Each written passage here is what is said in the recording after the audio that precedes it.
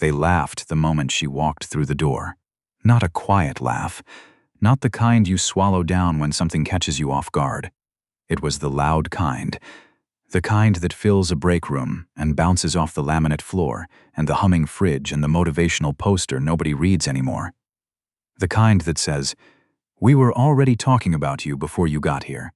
Odessa Whitfield set her thermos down on the counter, opened the cupboard for a mug she hadn't yet claimed as hers, and said nothing. She was 53 years old.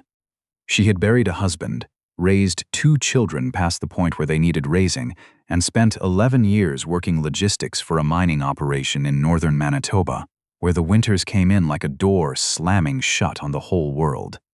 She had been cold before. She knew how to stand in cold. "First day?" said a man by the coffee machine. His name tag said Garrett, and the way he said it, the slight curve at the end, the pause before a question. "It is," she said. Someone in the corner, a woman with her hair pinned up and a lanyard that read shipping coordinator, nudged the man beside her and whispered something that started with O and ended with seriously. More laughter. Softer now, but not soft enough. Odessa poured her coffee, replaced the pot exactly where she'd found it, and walked to her desk. "I want you to sit with that moment for a second, because I've seen it before. Most of us have, if we're honest. The way a room decides about a person before that person has said a single meaningful word. The way silence can be used like a wall. And the way some people, the ones the world has already tested and hardened and failed to break, just keep walking anyway." That was Odessa. On a Tuesday morning in late October, in a mid-sized distribution center just outside of Brantford, Ontario, she kept walking. The place was called Meridian Freight Solutions. 12,000 square meters of warehouse space, 40-odd employees, and a regional manager named Craig Dunmore, who had been there for 9 years and behaved like he had built the building with his own hands. He wore collared shirts with the company logo embroidered on the left breast, and had the particular kind of confidence that comes not from competence, but from never having been seriously questioned. Odessa had been hired as a logistics coordinator. Her file, if anyone had bothered to read past the first page, would have told them quite a bit. It would have told them about the Dini Nation distribution partnership she'd helped architect in 2019.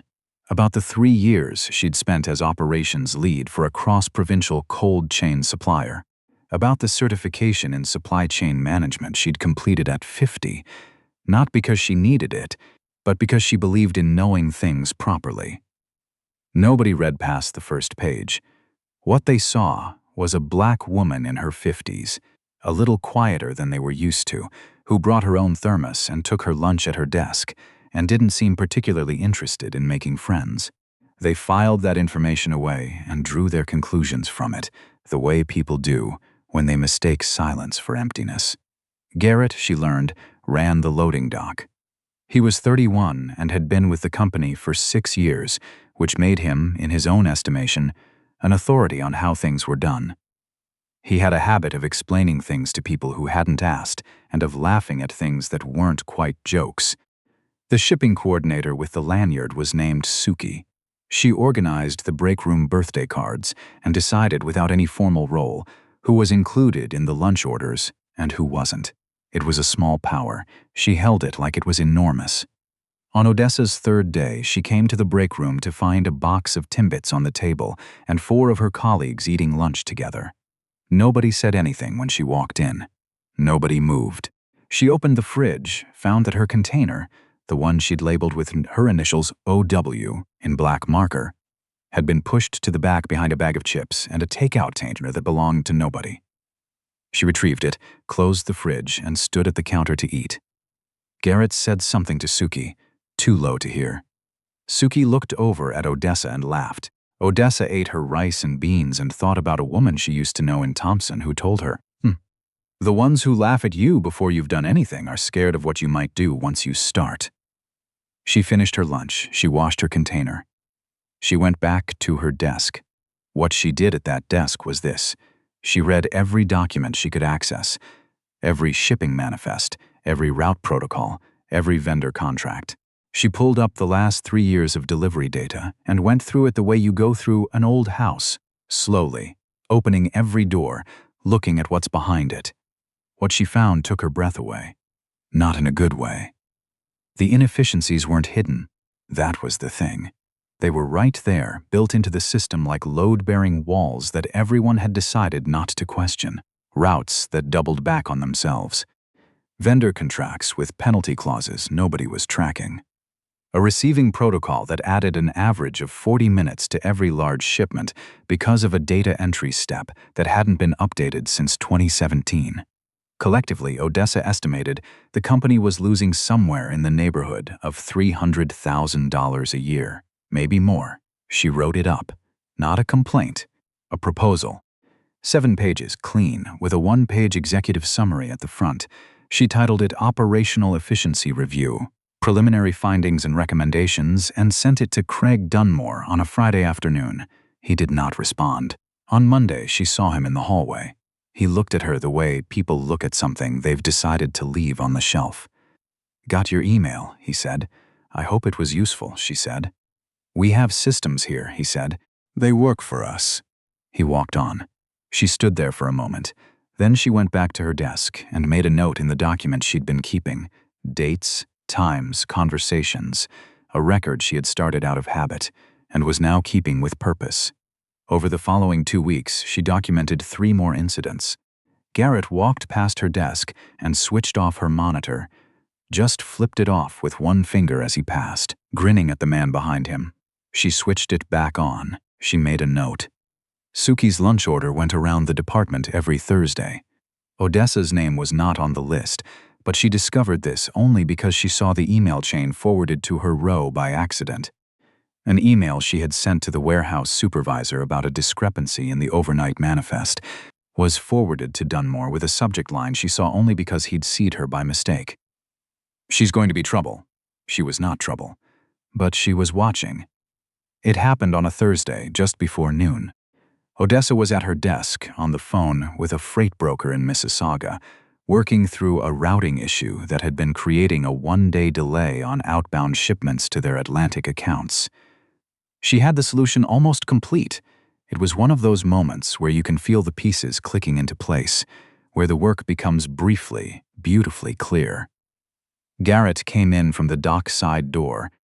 He was carrying a 2-liter bottle of something, and the moment he walked into the open plan area, the energy shifted.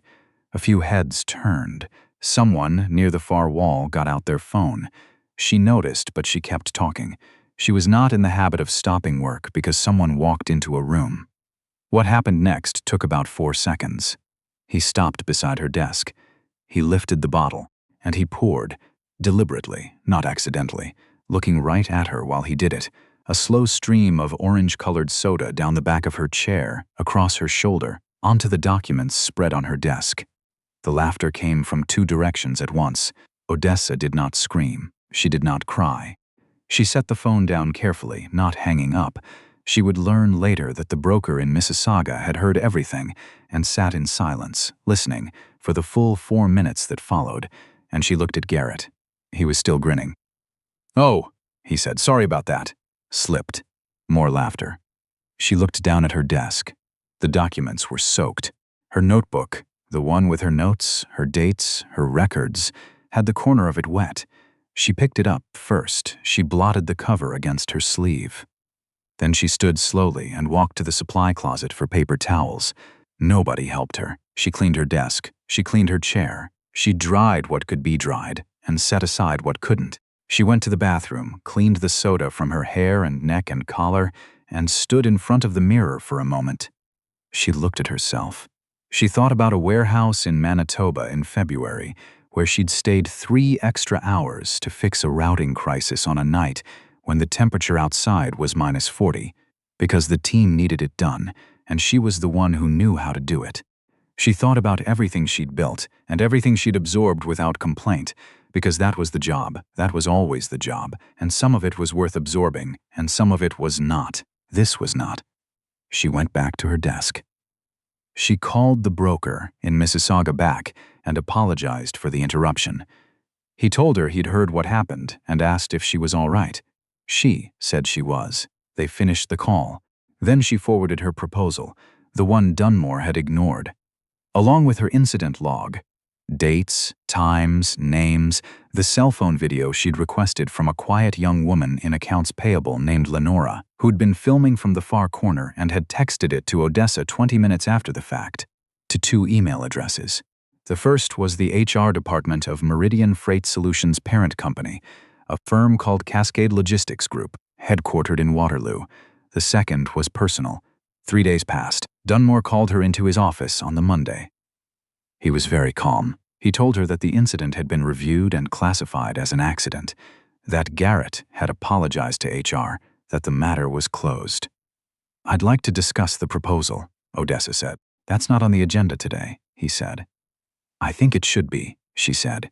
He leaned back in his chair. "Odessa." He said her name the way you say something you've decided you don't need. "You've been here less than a month. There's a learning curve. It might help you to focus on settling in before you start." "There's a learning curve," she said. "That's true." He waited. "I'll keep that in mind," she said. She stood. She left. That afternoon, she found that her system access had been restricted. She could no longer view the outbound freight contracts. She could no longer access the vendor portal she'd been using to cross-reference the billing discrepancies she'd found. The door had been closed, quietly, without anyone saying that it had been closed. She sent one more email. To the second address. Then she waited. On the Wednesday of that week, 13 days after she had first walked into that break room and heard the laughter, a car pulled into the Meridian Freight Solutions parking lot at 7:45 in the morning. It was a slate-gray sedan, clean Ontario plates. The man who got out of it was in his late 50s, heavy-set, in a dark overcoat. He walked with the deliberateness of someone who had places to be, but was in no hurry to prove it. He carried a leather folio under one arm. His name was Odessa Whitfield. And for those of you who haven't already worked it out, yes, he was Odessa's brother. But that was almost beside the point. Odessa Whitfield had spent 22 years as a senior partner at a labor and employment law firm in Hamilton. He had argued cases before the Ontario Human Rights Tribunal. He had won settlements that changed how 3 different corporations trained their supervisors. His name appeared in legal databases the way certain names appear, quietly, without fanfare, but with the kind of frequency that tells you the person knows what they are doing. He signed in at the front desk, asked for Craig Dunmore, and waited. He had been waiting approximately 4 minutes when the regional VP of Cascade Logistics Group, a woman named Philippa, who had driven down from Waterloo that morning after receiving Odessa's email and the attached documentation, walked through the front door. They recognized each other. Philippa said, "Aldous." Aldous said, "Philippa." They had been on opposite sides of a tribunal case in 2018. Aldous had won. The receptionist, who was 22 and had worked there for 8 months, would later tell her roommate that she had never felt a temperature drop that fast without someone opening a window. What happened in the room behind the glass-walled conference area, Odessa was not present for. She had been asked to wait outside. She sat in the small chair by the reception desk, her hands in her lap, and she waited the way she had learned to wait. Without performing patience, without checking her phone every 30 seconds, just sitting quietly, with everything she knew in place. Garrett passed through the lobby once. He looked at her. Something in his face shifted. She watched it happen, the way the easy confidence folded slightly at the edges. He kept walking. Suki came through from the opposite direction. She stopped. She looked at Odessa. She opened her mouth and then closed it. She walked faster. After 40 minutes, Philippa came out of the conference room and asked Odessa to come in. Dunmore was in the room. He was not leaning back in his chair. Aldous was seated across from him with his folio open, his reading glasses on the table. Philippa said, "Odessa, I want to begin by thanking you for the documentation you provided. It's been very thorough." "I thought it might be useful," Odessa said. "The operational review as well," Philippa said. "We have some questions about your recommendations if you're willing to walk us through them." Odessa sat down. She opened her laptop. She walked them through it.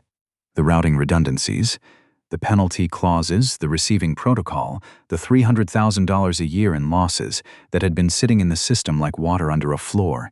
She was unhurried. She was precise. She had done this before and before that and before that. And every time she had done it, the room had listened. This room listened. She did not look at Dunmore.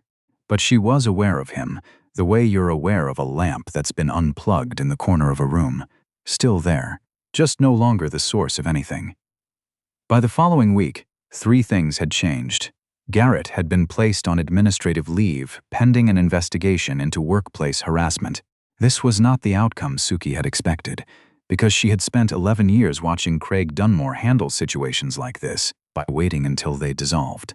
She said so, out loud, to someone who mentioned it to someone who told Odessa's deskmate, Lenora, who did not tell Odessa but did text her a single emoji, the one with the raised eyebrow.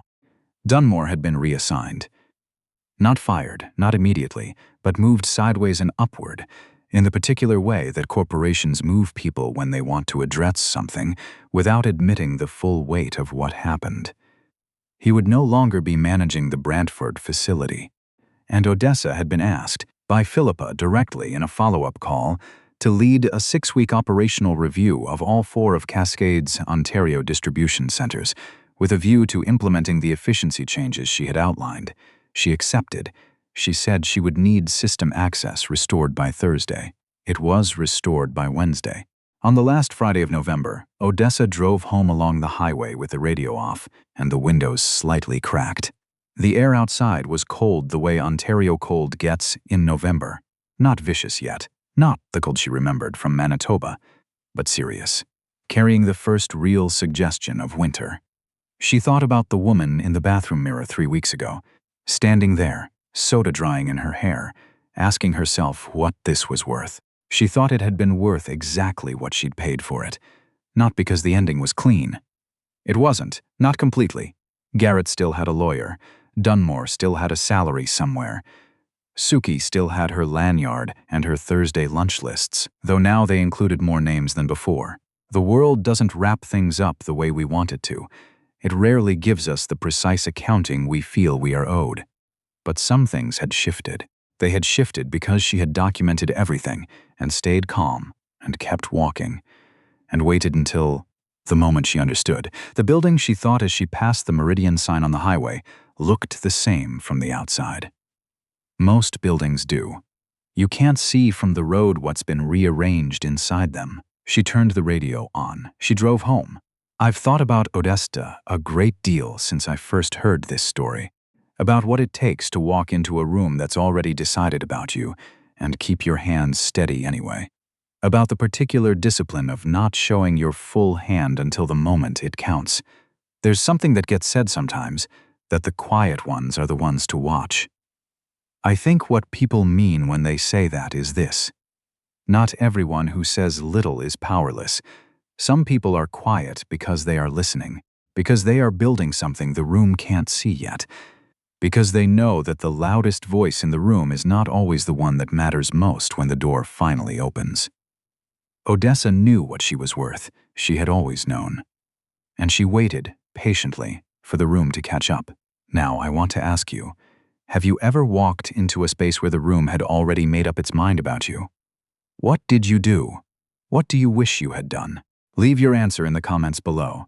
Tell me where you're listening from, and if this story stayed with you, pass it along to someone who might need to hear it today. And if you haven't already, subscribe to Harmon Tales. We'll be right here when you come back.